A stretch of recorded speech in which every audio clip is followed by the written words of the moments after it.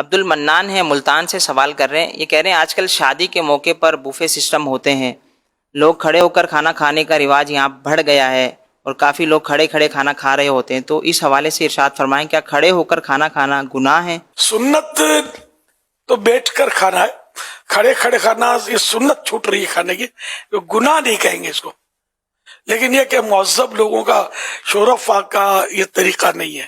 شادیوں میں بھی ٹیبل کرسیاں، اب ٹیبل کرسیاں بھی ہٹ گئی ہیں، بفے سسٹم یا بفے سسٹم اب چلا ہوا ہے، تو وہ ہر پھر کر جس طرح وہ درندے پرندے چرندے چر رہے ہوتے ہیں، ادھر منہ مارا ادھر ہاتھ مارا ادھر پیر مارا، یہ کر رہے ہوتے ہیں. اب اگر کوئی غیر مسلم ہو سکتا ہے دوڑ کر کھانا شروع کر دے، تو یہ ہمارے جو نئی تہذیب کا کرشمہ جو لوگ مگر ڈھونڈتے ہوتے ہو سکتا ہے دوڑ کر بھی ان کے پیچھے کھانا شروع کر دیں. ارے مسلمانوں، مسلمانی طریقہ زمین پر بیٹھ کر سنت کے مطابق بیٹھ کر کھانا کھانے کا ہے. کہاں دوڑے جا رہے ہو یار، وہ دوڑے چلے جا رہے ہیں دوسروں کے پیچھے.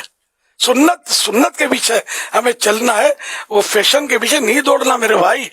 سنت جنت میں لے جائے گی، سنتوں کو مٹانے والی فیشن ہمیں جنت میں نہیں لے جائے گی، جنت سے دور تو کرے گی، ہے جنت پہ لے نہیں جائے گی. اور سنت یہی ہے کہ دسترخوان پر بیٹھ کر ایک پاؤں ایک گھٹنا کھڑا کر کے سیدھا گھٹنا کھڑا کر دے جیسے، اور الٹا جو پاؤں میں بچھا کر اس پر اطمینان سے بیٹھ کر کھائے، یا دو زانو کھائیں تب بھی سنت ادا ہو جائے گی، جیسے اتحیاتوں میں بیٹھتے ہیں دو زانو، تو اس طرح بھی بیٹھ کر کھانا کھائیں گے تو سنت ادا ہو جائے گی.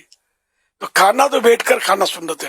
اب تو خیر ٹیبل کرسی پر ہی عام طور پہ لوگوں کے گھروں میں ٹیبل کرسی داخل ہو گئی ہے، تو یہ بھی سنت تو چھوٹ ہی رہی ہے. تو اس لیے وہ جن کو ضرورت نہیں ہے نا وہ ڈائننگ ٹیبل نہ لگائیں، بلکہ زمین پر بیٹھ کر کھائیں، سنت ادا ہوتا کہ، اور کئی سنتیں اس سے ادا ہو جائیں گی، ورنہ وہ کئی سنتیں چھوٹ جائیں گی.